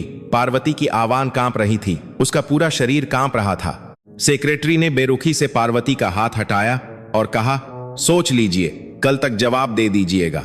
सेक्रेटरी के जाने के बाद पार्वती वहीं बैठ गई। आकाशी अपनी दादी के पास आई और उसने पार्वती के कांपते हाथों को अपने छोटे हाथों में थाम लिया। दादी, मैं जाऊंगी। शेर को पकाने के लिए शेर की मांद में जाना ही पड़ता है। मुझ पर भरोसा है ना? पार्वती ने सिर हिलाया। नहीं, बिल्कुल नहीं, वह रोते हुए कह रही थी। लेकिन आकाशी की आंखों में एक महबूत इरादा था। तय समय से पहले आकाशी पापा की यूएसबी को अपनी जेब में रखकर पिछले दरवाजे से निकल गई। उसकी मंठिल बस्ती से बस से 1 घंटे की दूरी पर एक पुरानी इमारत थी। यह मानवाधिकार वकील समीर जोशी का ऑफिस था। ऑफिस का दरवाजा खोलते ही एक अजीब गंध आई। धूल भरी अलमारियां, फर्श पर बिखरे कागज और कप नूडल्स के ढेरों डिब्बे। उनके बीच समीर जोशी अपना सिर पखे बैठे थे। उनकी आंखों के नीचे गहरे गड्ढे थे और दाढ़ी बड़ी हुई थी। उनका सूट बुरी तरह से मुना हुआ था। 3 साल पहले अपने दोस्त रोहन को न बचा पाने के अपराध बोध में वह एक हारा हुआ इंसान बन चुके थे। चाचा, आकाशी ने धीरे से पुकारा। समीर ने सिर उठाया। आकाशी ने अपनी जेब से यूएसबी निकालकर उनके सामने रखी। समीर की आंखें फटी रह गईं। यह तो रोहन की है। पुलिस ने तो कहा था कि यह खो गई है। उसके हाथ कांप रहे थे। उसने जल्दी से अपना पुराना लैपटॉप खोला और यूएसबी लगाई, लेकिन स्क्रीन पर पासवर्ड मांगने वाली विंडो आ गई। समीर ने कई कोशिशें की, लेकिन सब गलत थीं। स्क्रीन पर अंतिम प्रयास की चेतावनी आ गई। एक और गलती और यूएसबी हमेशा के लिए लॉक हो जाती। समीर ने निराश होकर अपना सिर पक्का लिया। तभी आकाशी पंजों पर खई होकर कीबोर्ड के पास आई। 0512, मेरा जन्मदिन है, आकाशी ने धीरे से कहा। पापा हमेशा कहते थे कि मेरा जन्मदिन दुनिया का सबसे जरूरी दिन है। उनके सारे पासवर्ड मेरे जन्मदिन पर ही होते थे। आकाशी की छोटी उंगलियां कांपते हुए एक एक नंबर दबा रही थीं। क्लिक क्लिक क्लिक, और फिर उसने एंटर दबाया। टिंग की आवाज के साथ लॉक खुल गया। स्क्रीन बदल गई। एक फोल्डर खुला और दर्जनों फाइलें सामने आ गईं। राठौर कंस्ट्रक्शंस के काले धन का हिसाब, घटिया निर्माण की तस्वीरें, रिकॉर्डिंग, पापा के जान पर खेलकर जमा किए गए सबूत स्क्रीन पर भरे हुए थे। बिना सरिये के इमारत के ढांचे की तस्वीर, रिश्वत लेते हुए वीडियो और काले धन का पूरा बही खाता, यह सब पापा ने अकेले जमा किया था। समीर की आंखों से आंसू बहने लगे। रोहन, तू कितना भोला था। अपनी बेटी के जन्मदिन को पासवर्ड बनाकर अकेले ही चला गया। आकाशी भी सिसकने लगी। पापा की निशानी के सामने उसके आंसू नहीं रुक रहे थे, लेकिन रोने का समय नहीं था। समीर ने आंसू पोंछे और उठा। इससे हम उसे कानून के शिकंजे में ला सकते हैं, केस करते हैं। लेकिन आकाशी ने सिर हिलाया। कानून बहुत धीमा है चाचा। जब तक केस चलेगा हमारी बस्ती उजड़ जाएगी और दादी बीमार होकर मर जाएंगी। हमें उसे अभी रोकना होगा। आकाशी की आंखों में आंसू थे, लेकिन वे दृढ़ थीं। उसने समीर की आंखों में सीधे देखते हुए कहा, मैं उसका ध्यान भटकाऊंगी, आप जाल बिछाइए, हमें उसके लालच का इस्तेमाल करना होगा। समीर उछल पड़ा। यह बहुत खतरनाक है। तुम अभी बच्ची हो। लेकिन आकाशी की आंखें नहीं झुकीं। आखिरकार समीर ने एक गहरी सांस ली और योजना बनाने लगा। राठौर के लालच का इस्तेमाल करके उसे जाल में फंसाने का तरीका। उसने जल्दी जल्दी एक नकली विदेशी निवेश कंपनी के कागजात तैयार किए, फर्जी कंपनी के दस्तावेज, नकली मुनाफे की रिपोर्ट और एक आकर्षक निवेश का प्रस्ताव। आकाशी समीर द्वारा बताए गए मुश्किल शब्दों को रटने लगी। Share market crash, bitcoin. बिना मतलब जाने वह उन्हें किसी मंत्र की तरह दोहरा रही थी, लेकिन 10 साल की बच्ची के लिए यह बहुत मुश्किल था। आकाशी ने अपना सिर पक्का लिया। चाचा, ये शब्द बहुत मुश्किल हैं। मेरा सिर फट रहा है। यह देखकर समीर का दिल टूट गया। जिस उम्र में उसे खेलना चाहिए, उस उम्र में वह उसे एक धोखेबाज का पाठ पढ़ा रहा था। उसे खुद पर शर्म आई। कुछ घंटे बीत गए। आकाशी सोफे के कोने में सिमट कर सो गई। सोता हुआ चेहरा एक मासूम 10 साल की बच्ची का था। उसके गालों पर अभी भी बचपना था और मुंह थोड़ा खुला हुआ था। समीर ने एक पुराना कंबल निकालकर बच्ची को ओढ़ा दिया। माफ करना बेटा, हम बेटा लोग नालायक हैं, इसीलिए तुम्हें यह सब करना पा रहा है। अंधेरा होने पर आकाशी की आंख खुली। समीर ने एक छोटी सी ची आकाशी की जेब में डाली। एक बहुत छोटा रिकॉर्डर। यह तुम्हारा तावी है। खतरा महसूस हो तो चिल्लाना, मैं पुलिस लेकर पहुंच जाऊंगा। काली गाजी दुकान के सामने आकर रुकी। वह आकाशी को लेने आई थी। पार्वती आकाशी से लिपटकर उसे छोड़ नहीं रही थी, लेकिन आकाशी धीरे से अपनी दादी की गोद से निकली। गाजी में बैठती आकाशी की पीठ को देखते हुए पार्वती दरवाजे का खंभा पकाकर बैठ गई। गाजी के ओझल होने तक उसका रोना नहीं रुका। बेटे को खोने के बाद अब अपनी पोती को भी उस शैतान के हाथों भेजना पड़ रहा था। गाजी में बैठने से पहले आकाशी ने एक पल के लिए आसमान की ओर देखा। पापा का चेहरा, मां का हाथ, सब याद आया। रोना आने वाला था, इसलिए उसने अपनी जांघ को जोर से नोचा। दर्द होने पर ही वह रोने से बच सकती थी। गाजी शानदार शहर से होते हुए पहाड़ों में एक गहरी जगह की ओर बढ़ी। यह राठौर का किले जैसा आलीशान घर था। पिछली सीट पर बैठी आकाशी के पैर फर्श तक नहीं पहुंच रहे थे। वे छोटे से पैर बहुत अकेले लग रहे थे। हवेली का भारी लोहे का गेट कीं की आवाज के साथ खुला, जैसे कोई विशाल जानवर अपना मुंह खोल रहा हो। हवेली इतनी बड़ी थी जैसे पूरा पहाड़ काटकर बनाई गई हो। बगीचे में अजीब मूर्तियां थीं और फव्वारे से पानी बह रहा था। आकाशी का दिल धड़क रहा था, लेकिन उसने अपने चेहरे पर कोई भाव नहीं आने दिया। दरवाजे पर पहुंचते ही एक नौकर आया। वह आकाशी की तलाशी लेना चाहता था। रिकॉर्डर पखे जाने का खतरा था। आकाशी ने डरे हुए चेहरे को छिपाकर हिम्मत से अपनी बाहें फैलाईं। तभी दूसरी मंजिल से राठौर की आवाज आई, मेरे शास मेहमान के शरीर को हाथ मत लगाना, अपशकुन होगा, जल्दी ऊपर भेजो। खतरा टल गया और आकाशी सीहियां छछने लगी। हर एक सीही पर उसका दिल धड़क रहा था। उसने जेब में रखी पापा की यूएसबी को कसकर पकड़ लिया। पापा, मुझे डर लग रहा है, मेरी मदद करो। उसने आखिरी बार एक गहरी सांस ली। भारी दरवाजा खुला। सिर्फ मोमबत्तियों की रोशनी में एक अंधेरे कमरे में तरह तरह के तावी और मूर्तियां भरी हुई थीं। उनके बीच में राठौर बैठा था। उसकी लालची आंखें मोमबत्ती की रोशनी में चमक रही थीं। आकाशी ने अपने कांपते हाथों को मुट्ठी में बंद कर लिया और फिर होंठों पर एक हल्की मुस्कान लाकर वह कमरे में चली गई। अब वह 10 साल की आकाशी नहीं थी। वह दुनिया पर हुकूमत करने वाली एक छोटी देवी थी। शेर की मांद में आने के बाद शेर को मारकर ही वह हिंदा बच सकती थी। राठौर का स्टडी रूम दिन में भी अंधेरे पर्दे की वजह से एक गुफा जैसा लग रहा था। दरवाजा खुलते ही दम घुटने वाली अगरबत्ती की गंध आई। चंदन और न जाने किन जजी बूटियों की मिलीजुली गंध से सिर चकरा रहा था। दर्जनों मोमबत्तियां कमरे में जल रही थीं और उनकी रोशनी में दीवारों पर लगे लाखों के तावीं नाचते हुए लग रहे थे। दीवारों पर डरावनी तस्वीरें थीं और कोने में एक हंग लगी तलवार रखी हुई थी। छत से अजीब निशान वाले बैनर लटके थे और फर्श पर लाल रेखाओं से एक अजीब डिजाइन बना था। पूरे कमरे में एक भयानक माहौल था। राठौर एक बड़े चम्हे के सोफे पर घमंड से बैठा था। उसने पैर पर पैर चचा रखा था, लेकिन नाखून चबाने की आदत से उसकी घबराहट शांत दिख रही थी। आकाशी कमरे में दाखिल हुई। उसी पल अगरबत्ती का तीखा धुआं 10 साल की बच्ची के फेफड़ों में चुभ गया। खांस खांस। आकाशी को अनजाने में खांसी आ गई। उसकी आंखों में पानी आ गया। उसका गला जल रहा था। यह एक डरे हुए बच्चे का रूप था। राठौर ने हंसते हुए कहा और फिर मेह पर रखी एक तेज धार वाली तलवार को छूने लगा। वह असली थी। तलवार की धार मोमबत्ती की रोशनी में चमकी। सुना है तू वहीं पहुंची हुई है, मेरा भविष्य बता। गलत बताया तो यहां से अपने पैरों पर वापस नहीं जा पाएगी। राठौर की आवाज धीमी और डरावनी थी। तलवार फिर से चमकी और आकाशी के छोटे कंधे डर से सिकुड़ गए। डर लहरों की तरह उस पर हावी हो गया। उसके पैर कांप रहे थे। वह बाला था। तुरंत मुक कर भाग जाना चाहती थी, लेकिन आकाशी ने जेब में रखी पापा की यूएसबी को कसकर पकड़े लिया। उसका ठंडा और ठोस एहसास हथेली में महसूस हुआ। अगर यहां हारी तो सब खत्म। दादी, पापा का दर्द, सब खत्म हो जाएगा। पापा देख रहे हैं, वो मेरी मदद कर रहे हैं। आकाशी ने अपनी खांसी को बर्दस्ती रोका और उसे उल्टी करने का नाटक बना दिया। ओ ओ, आकाशी अपना सीना पीटते हुए तपने लगी, जैसे वह किसी अदृश्य चींग को देखकर प्रतिक्रिया दे रही हो। राठौर हिचकिचाया। कुछ तो गैबत थी। आकाशी ने धीरे से सिर उठाया। उसकी आंखें अब एक बच्ची की नहीं थीं। एक गहरी और ठंडी चमक उसकी पुतलियों में थी। बदबू, पानी की सई हुई बदबू आ रही है। आकाशी की आवाज धीमी हो गई थी। सेठ जी, आपको पानी से दूर रहना चाहिए। राठौर का चेहरा सख्त हो गया।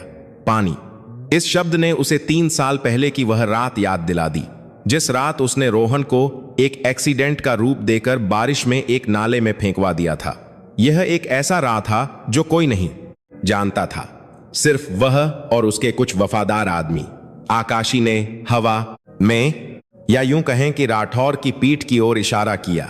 उसकी उंगली कांप रही थी और फिर वह फटी हुई आवाज में चिल्लाई, आपके पीछे पानी में भीगा हुआ एक आदमी खजा है। उसने हेलमेट पहना है और आपको घूर रहा है। आह! राठौर चीख पड़ा। वह पीछे हटते हुए सोफे से गिर गया। चोर के लिए जो दिखाई नहीं देता वह ज्यादा डरावना होता है। राठौर की आंखें खौफ से फटी हुई थीं। उसने अपनी पीठ टटोली। वहां कुछ नहीं था, लेकिन डर खत्म नहीं हुआ। आकाशी ने इस मौके को नहीं गंवाया। वह गिरे हुए राठौर के पास गई। एक छोटा सा शरीर एक विशाल आदमी को नीचे देख रहा था। उसकी आत्मा आपका गला घोंट रही है, इसीलिए आपको सांस लेने में तकलीफ होती है। हाल ही में आपके 3 बड़े ठेके हाथ से निकल गए, है ना? वह सब यही आदमी रोक रहा है। यह जानकारी समीर ने रात भर में जुटाई थी। ठेके रद्द होने की सच्ची जानकारी मिलाकर उसने बात को और विश्वसनीय बना दिया था। राठौर की आंखें और बही हो गईं। ये बच्ची ये सब कैसे जानती है? डर ने उसकी सोचने की शक्ति खत्म कर दी थी। राठौर पसीने से भीगते हुए आकाशी का पैंट पकड़ने लगा। एक अमीर सेठ 10 साल की बच्ची के पैरों में पड़ा था। मुझे क्या करना होगा? कोई बही पूजा करवानी होगी क्या? आकाशी ने पल भर के लिए अपने होंठ काट लिए। उसकी आंखों में आंसू आने वाले थे। उसने उन्हें जबरदस्ती रोका। उसने मुट्ठी भींची। रोना नहीं है, अभी रोई तो सब खत्म। आकाशी ने राठौर को देखते हुए एक ठंडी मुस्कान दी, जैसे कोई मरा हुआ इंसान किसी हिंदा इंसान पर हंस रहा हो। पूजा? सेठ जी, क्या आपको लगता है कि आपके पास पूजा के लिए समय है? आकाशी ने धीरे से सिर हिलाया। नहीं, उसकी नफरत बहुत गहरी है। यह पूजा से नहीं, आपको अपना सब कुछ त्यागने से ही खत्म होगा। आकाशी ने समीर के साथ रात भर रटी हुई कहानी सुनानी शुरू कर दी। समंदर पार उस कंपनी में अपनी सारी दौलत लगा दो, तभी तुम्हारी किस्मत चमकेगी और तुम बच पाओगे। पानी को पानी से ही काटा जाता है। राठौर की आंखों में शक भर गया। निवेश? अचानक निवेश क्यों? कोई ज्योतिषी पैसे की बात नहीं करता। एक धोखेबान का शक जाग गया था। जो दूसरों को धोखा देता है वह धोखा खाना भी जल्दी पहचान लेता है। लेकिन आकाशी ने कोई प्रतिक्रिया नहीं दी, बल्कि वह और सख्ती से बोली, नहीं करना तो मत करो। वैसे भी आज रात 12 बजे वह आदमी तुम्हारा दिल फांच कर तुम्हें ले जाएगा। मैंने तुम्हें चेतावनी दे दी है। आकाशी ने बेरुखी से मुंह फेरकर जाने का नाटक किया। रुको रुको! घबराए हुए राठौर ने अपने सेक्रेटरी को बुलाया। यह बच्ची जिस कंपनी की बात कर रही है उसके बारे में पता करो। सेक्रेटरी ने एक टैबलेट लाया। स्क्रीन पर समीर द्वारा रात भर में डाली गई झूठी जानकारी भरी हुई थी। एक भरे निवेश के मौके के रूप में दिखाई गई नकली खबरें, झूठे चार्ट और पानी से जुड़े एक विदेशी बंदरगाह प्रोजेक्ट की जानकारी। यह सब आकाशी की बातों से मेल खा रहा था। 300% का रिटर्न, मूलधन की गारंटी और विदेशी बैंक की गारंटी। एक लालची आदमी की आंखों को सिर्फ सोना चमकता हुआ दिख रहा था। राठौर की आंखों में डर की जगह लालच चमकने लगा। हाँ, यह भगवान का इशारा है। पूजा के बजाय निवेश करके पैसा भी कमाऊंगा और संकट भी टालूंगा। एक तीर से दो नहीं, 3 शिकार। राठौर ने कांपते हाथों से मेंह पीटी। ठीक है, मैं तैयार हूं। कंपनी का पैसा, मेरा पैसा, सब इकट्ठा करो। आकाशी ने मन ही मन में जीत का जश्न मनाया, लेकिन बाहर से उसने एक घमंडी चेहरा बनाए रखा। जल्दी कीजिए, 12 बजने के बाद इसका असर खत्म हो जाएगा। हवेली से बाहर निकलते ही भारी लोहे का गेट बंद होते ही आकाशी के पैरों की जान निकल गई और वह वहीं बैठ गई। उसकी पीठ पसीने से तर थी, शर्ट उसकी पीठ से चिपक गई थी। उसका पूरा शरीर कांप रहा था। वह इंतजार कर रही समीर की गाजी में मुश्किल से बैठी। गाजी का दरवाजा बंद होते ही उसका दबा हुआ रोना फूट पड़ा। चाचा, मुझे बहुत डर लगा। वहां सच में तलवार थी। आकाशी समीर से लिपटकर फूट फूट कर रोने लगी। वह अब दुनिया पर हुकूमत करने वाली देवी नहीं थी। वह डर से कांपती हुई एक 10 साल की बच्ची थी। उसके छोटे कंधे हिल रहे थे। अब तक का दबा हुआ सारा खौफ एक साथ बाहर आ गया था। उसके आंसू नहीं रुक रहे थे। समीर ने कांपती हुई आकाशी को कसकर गले लगा लिया। उसने उसकी छोटी सी पीठ को थपथपाया। उसकी आंखें भी लाल हो गई थीं। हाँ, तुमने बहुत अच्छा किया। हमारी आकाशी ने बहुत अच्छा किया। अब सब खत्म हो गया। उसी समय राठौर किसी को फोन कर रहा था। उसके हाथ इतने कांप रहे थे कि वह बटन ठीक से नहीं दबा पा रहा था। मैनेजर, तुरंत सारा पैसा इकट्ठा करो। काला धन, प्रॉपर्टी, सब कुछ कैश में बदलकर उस अकाउंट में भेजो। 1 मिनट भी देर नहीं होनी चाहिए। फोन रखकर राठौर ने फिर से अपनी पीठ की ओर देखा।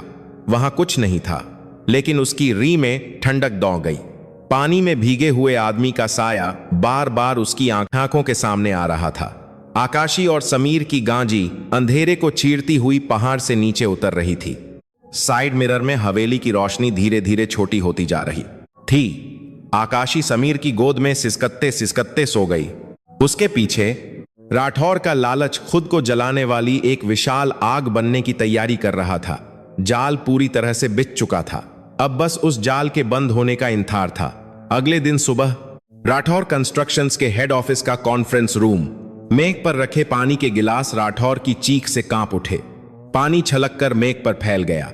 कमरे में 10-12 अधिकारी बैठे थे, लेकिन कोई सांस तक नहीं ले रहा था। राठौर की खून भरी आंखें एक एक करके उन्हें घूर रही थीं। दोपहर 2 बजे तक सारा कैश उस अकाउंट में भेज दो। खामोशी छा गई। अधिकारी एक दूसरे को देख रहे थे। कोई भी पहले बोलने की हिम्मत नहीं कर रहा था। तभी फाइनेंस डायरेक्टर ने कांपती आवाज में धीरे से कहा, सर, यह एक फर्जी कंपनी लगती है। ऐसा करना गैर कानूनी होगा। शेयर होल्डर चुप नहीं बैठेंगे। कमरे की हवा जम गई। राठौर ने एशट्रे उठाकर फाइनेंस डायरेक्टर को घूरना शुरू कर दिया। उसकी आंखों में गुस्सा था और फिर उसने एशट्रे को होर से मेन पर पटका। यह है भगवान का आदेश है। तुम क्या जानो? अधिकारियों ने एक दूसरे से नोरें चुराई। किसी ने और कुछ नहीं कहा। कंपनी का भविष्य नहीं, बल्कि चेयरमैन का पागलपन फैसला ले रहा था। सब जानते थे कि दशकों की मेहनत से बनी कंपनी एक पल में बर्बाद हो सकती है, लेकिन कोई उसे रोक नहीं सकता था। उसी समय दिल्ली में सीबीआई के हेडक्वार्टर के सामने पार्वती और समीर ऊंची सीढ़ियां छोड़ रहे थे। पार्वती के पैर कांप रहे थे। 3 साल पहले अपने बेटे के लिए इंसाफ मांगने आई थी और उसे दरवाजे से ही भगा दिया गया था। वह याद आया। गार्ड ने उसे घसीट कर बाहर निकाल दिया था। वह अपमान अभी भी ताड़ा था। वह रोती गिंगियाती रही, लेकिन किसी ने नहीं सुना। समीर ने पार्वती का कंधा महबूती से पकड़ा। अम्मा, इस बार सब अलग होगा। इस बार बाजी हमारे हाथ में है। पार्वती ने अपनी साही में छिपाई यूएसबी को अपनी जान की तरह कसकर पकड़ लिया। यह उसके बेटे की आखिरी निशानी थी। उसकी हथेली में पसीना आ रहा था, लेकिन वह उसे छोड़ नहीं सकती थी। हाँ, मेरे बेटे ने अपनी जान देकर इसे छोड़ा है। मुझे डरना नहीं चाहिए।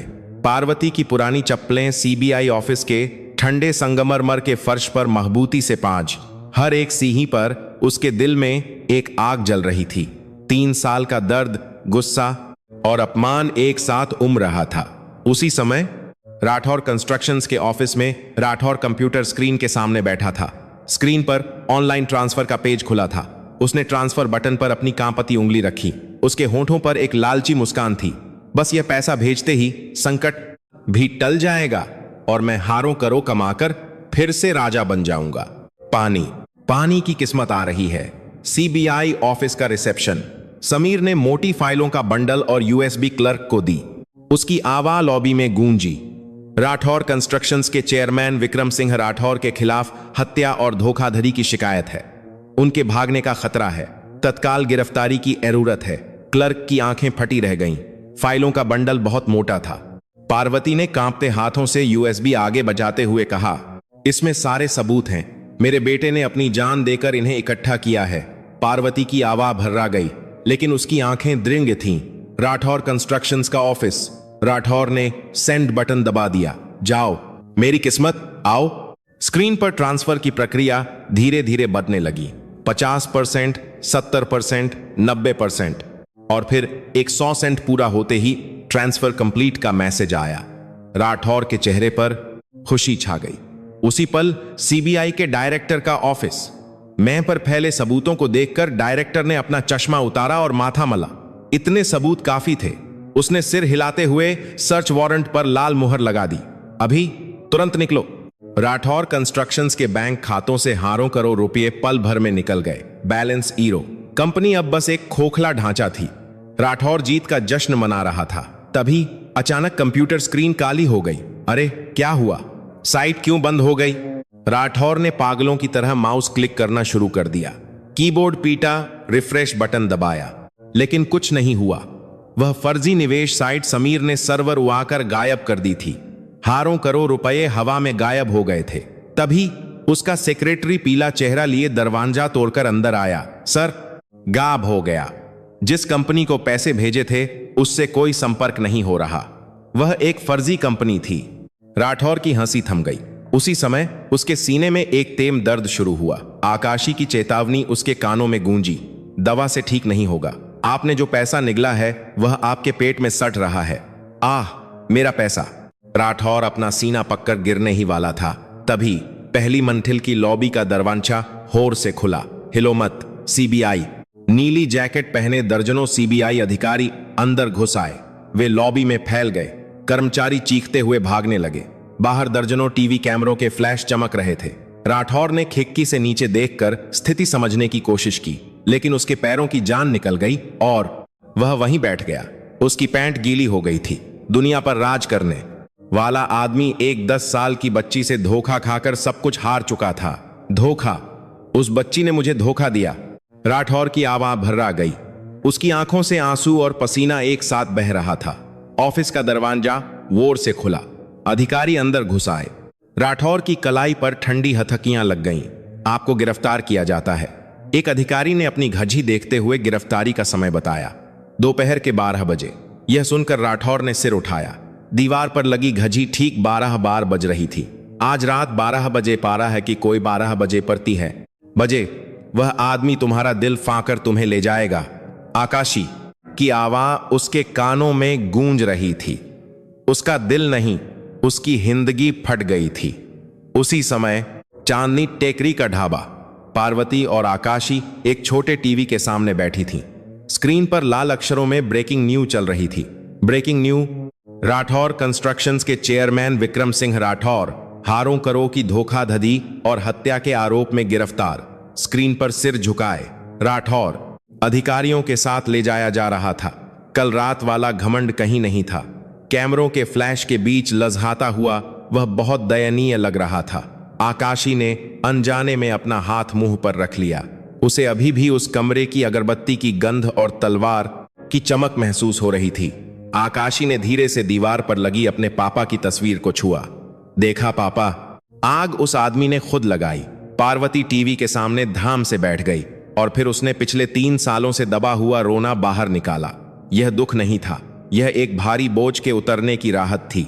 जैसे उसके सीने पर रखा पत्थर आखिरकार हट गया हो। बेटे की मौत के दिन से गले में अटका हुआ दर्द आज बाहर निकला था। आकाशी अपनी दादी के बगल में बैठकर उनकी पीठ सहलाने लगी। काफी देर रोने के बाद पार्वती उठी। वह रसोई में गई और एक कटोरी में गर्मा गर्म चावल लेकर आई। उससे भाप निकल रही थी। पार्वती ने अपने बेटे की तस्वीर के सामने चावल की कटोरी रखी। रोहन, पार्वती की आवाज कांप रही थी। खाना खा ले। अब शांति से खाना खा। सफेद चावल पर पार्वती के आंसू टपक रहे थे। दोनों बाप बेटी की तस्वीर को देखते हुए कुछ देर चुपचाप खए रहे। चावल से उठती भाप रोहन की तस्वीर पर एक धुंध की तरह फैल गई। बाहर सूरज ढल रहा था। लाल शाम की रोशनी पुराने ढाबे के अंदर आ रही थी। 3 साल का अंधेरा खत्म हो रहा था और एक नया दिन शुरू होने वाला था। अगले दिन शाम को टीवी की एक खबर ने पूरे देश को हिला दिया। स्क्रीन पर व्हीलचेयर पर बैठा राठौर दिख रहा था। काले मास्क से आधा चेहरा ढका हुआ वह सिर झुकाए सीबीआई ऑफिस से बाहर निकल रहा था। उसके कंधे झुके हुए थे और दुनिया पर राज करने वाला रॉब कहीं नहीं था। स्क्रीन के नीचे लाल पट्टी पर लिखा था, विक्रम सिंह राठौर को पूछताछ के दौरान सीने में दर्द, अस्पताल में भर्ती। एंकर की आवाज ठंडी थी। पूरा देश उसका यह हाल देख रहा था, लेकिन यह राठौर की आखिरी चाल थी। अस्पताल का वीआईपी कमरा। रात के 2 बजे कॉरिडोर की लाइटें आधी जली हुई थीं। निगरानी कर रहा पुलिस वाला कुर्सी पर सो रहा था। वह खर्राटे ले रहा था। राठौर ने इसी मौके का फायदा उठाया। वह धीरे से बिस्तर से उठा और नंगे पैर ठंडे फर्श पर चला। उसका दिल धड़क रहा था, लेकिन वह रुक नहीं सकता था। उसने मरीन के कप्पों पर एक कोट डाला और इमरजेंसी एग्जिट से बाहर निकल गया। खंग लगा लोहे का दरवाजा चरर की आवाम के साथ खुला। सीढ़ियों से उतरते हुए उसके कदमों की आवाम खाली कॉरिडोर में गूंज रही थी। अस्पताल की परतीथी को उसमें एक चार किया। उसमें तापी हो गई है। पार्किंग में उसे एक टैक्सी खड़ी दिखी जिसका इंजन चालू था। ड्राइवर कुछ देर के लिए बाहर गया था। राठौर ने बिना सोचे टैक्सी में बैठकर स्टीयरिंग पकड़ लिया। उसके हाथ कांप रहे थे। वह अब अपने होश में नहीं था। पैसा और इफ्फत, सब कुछ खो देने का एहसास उसे खाए जा रहा था। दशकों का साम्राज्य एक रात में ढह गया था और यह सब उस बच्ची की वजह से हुआ था। यह पागलपन भरा ख्याल उस पर हावी था। उसकी आंखों में खून उतर आया था और होंठ सूखे हुए थे। बदला लेना है, बस यही ख्याल उसके दिमाग में था। उसी समय चांदनी टेकरी में बारिश हो रही थी। ढाबे के अंदर मोहल्ले के लोग जमा थे। मादूर और ट्रक ड्राइवर रमन भाई प्लास्टिक की कुर्सियों पर बैठकर शराब पी रहे थे। ढाबे की खुशबू और बारिश की आवाज मिलकर एक सुकून भरा माहौल बना रहे थे। दीवार पर लगे छोटे टीवी पर राठौर के पतन की खबरें बार बार चल रही थीं। आखिरकार इंसाफ हुआ। उस बुरे आदमी का हाल तो देखो। पार्वती अम्मा ने कितना दुख सहा है। आकाशी देखने में छोटी है पर है बहुत होशियार। मैंने कहा था ना, उस बुढ़े की आंखें ठीक नहीं थीं। तभी बाहर धाम की आवाम आई। खिड़की के कांच हिल गए। खाने के बर्तनों के ढक्कन बजने लगे। लोग घबरा कर मुद्दे। चोरी की हुई एक टैक्सी लसखाते हुए वहां ही पर चचकर ढाबे के सामने एक खंभे से टकरा गई थी। हेडलाइट टूट गई और चिंगारियां निकलीं। कांच के टुकड़े बारिश के पानी में बिखर गए। पिचका हुआ दरवाजा खुला। एक पैर में चप्पल नहीं थी और मरीन का पैंट खींच में सना हुआ था। एक आदमी लल खाते हुए बाहर निकला। वह राठौर था। पहली बार जब वह चमचमाती काली गाजी से सूट में उतरा था, उससे यह बिल्कुल अलग था। उसके बाल बारिश में भीगकर माथे पर चिपके हुए थे और आंखों में पागलपन था।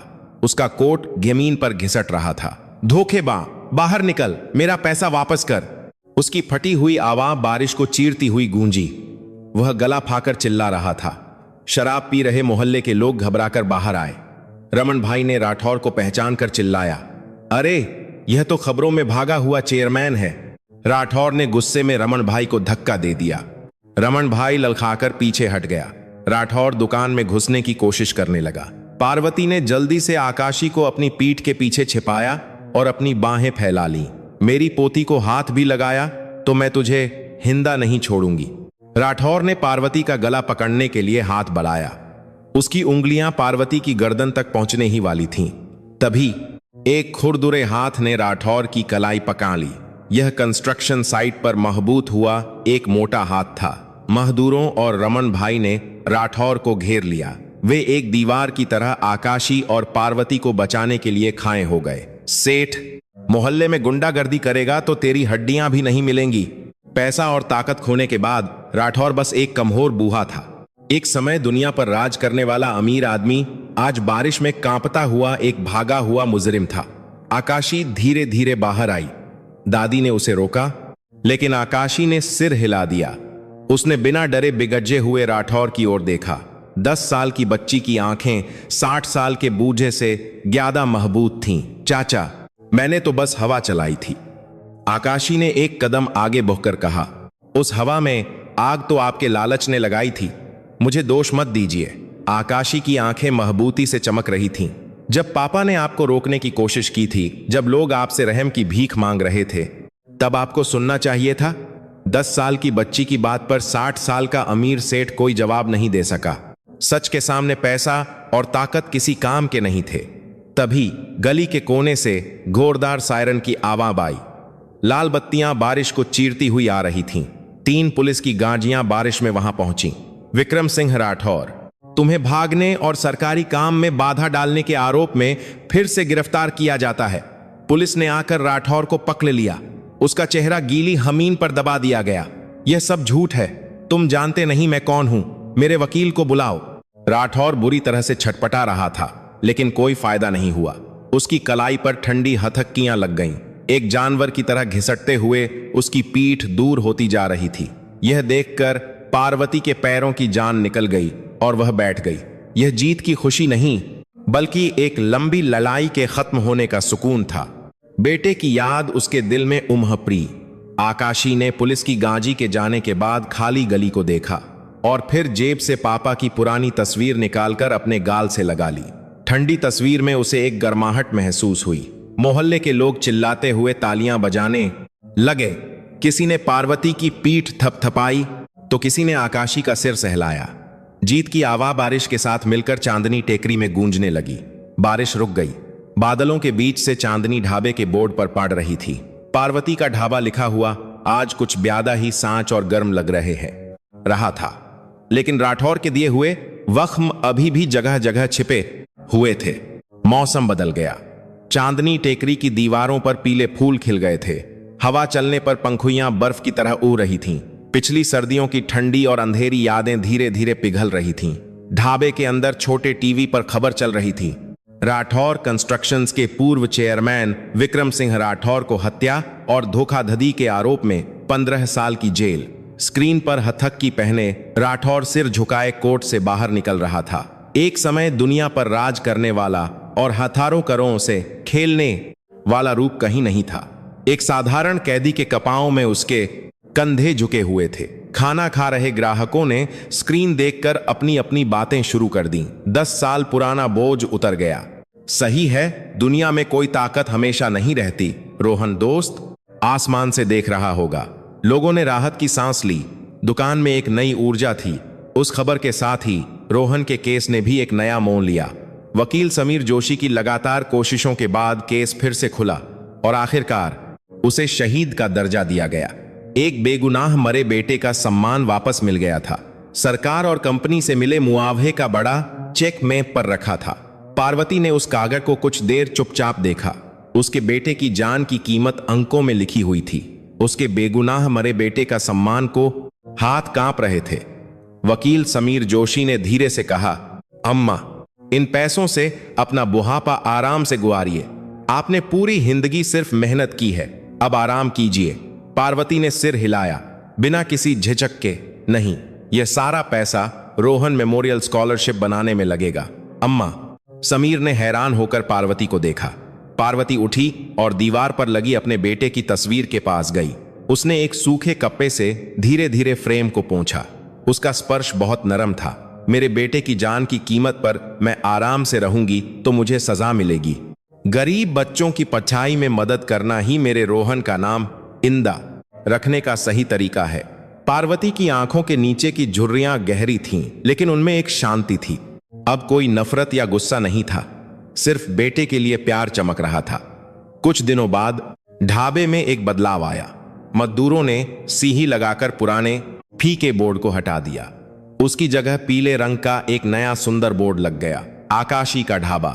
चमकीले अक्षर सूरज की रोशनी में चमक रहे थे, जैसे वे पूरी गली को रोशन कर रहे हों। गुजरते हुए मोहल्ले के लोग रुक रुक कर बोर्ड को देखने लगे।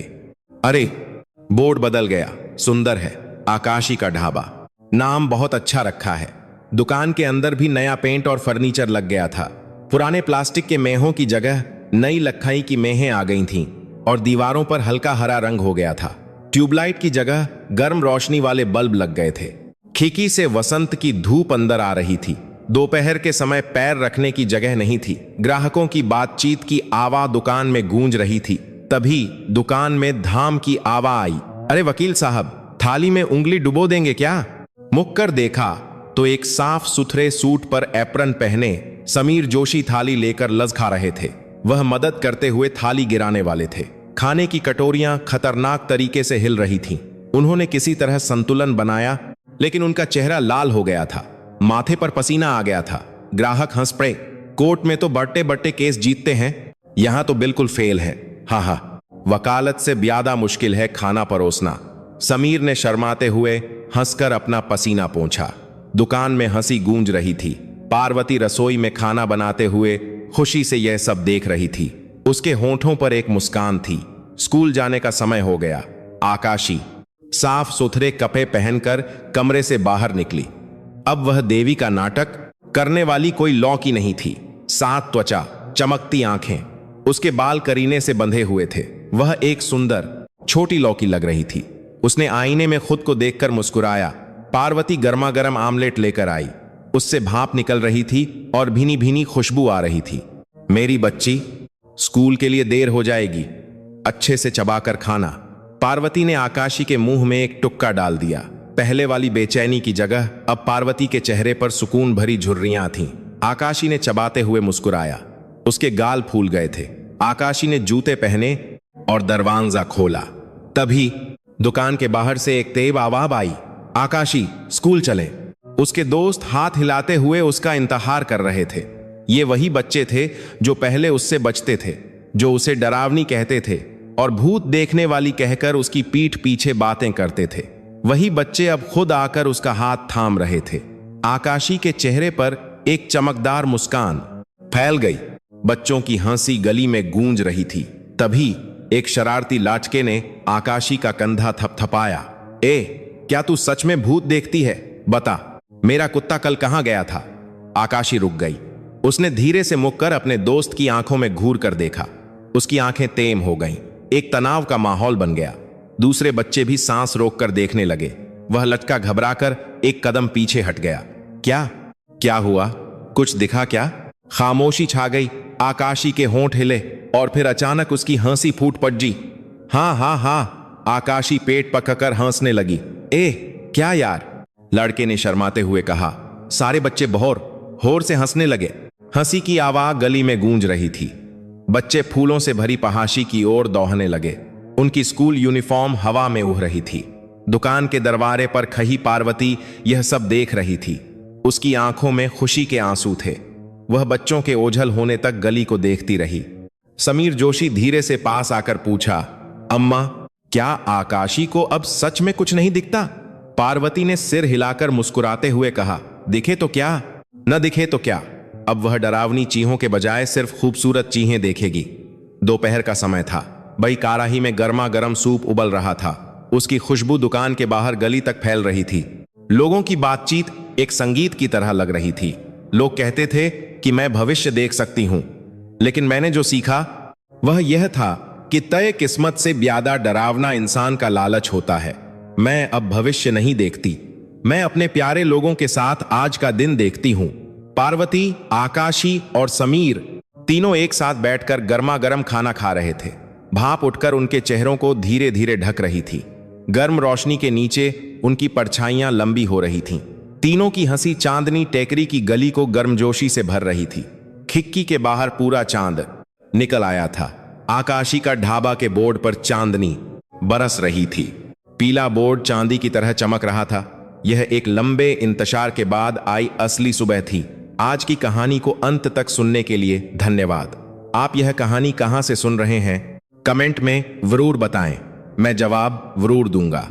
आज का दिन आपका खुशहाल और स्वस्थ हो, यही मेरी कामना है। अगली कहानी के साथ फिर मिलेंगे। सब्सक्राइब और लाइक जरूर करें। यह एक सूरज की रोशनी जैसी कहानी थी।